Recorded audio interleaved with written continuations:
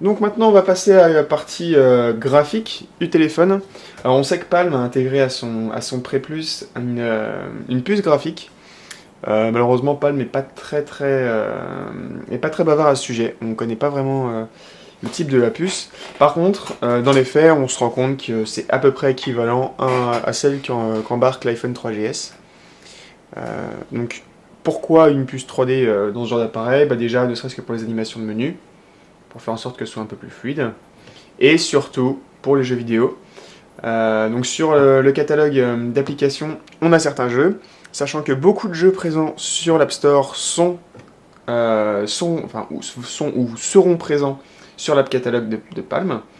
Donc pour l'instant, on a par exemple Hero of Sparta, qui était sorti à l'époque sur l'App Store d'Apple. Il avait été présenté lors d'une keynote, c'était notamment pour introduire l'API de développement de jeux vidéo pour l'iPhone. Donc voilà, là on a des temps de chargement qui sont pas énormes.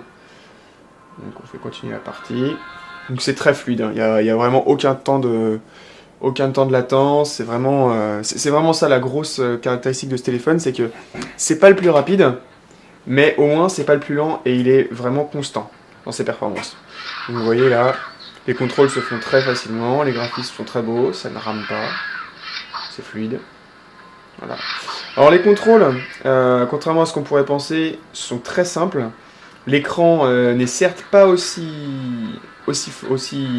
doux, aussi instinctif que l'iPhone, mais il reste largement utilisable pour des jeux vidéo. C'est très réactif, on appuie, ça tape. C'est vraiment de ce côté-là, il n'y a rien à dire, c'est vraiment très très fluide.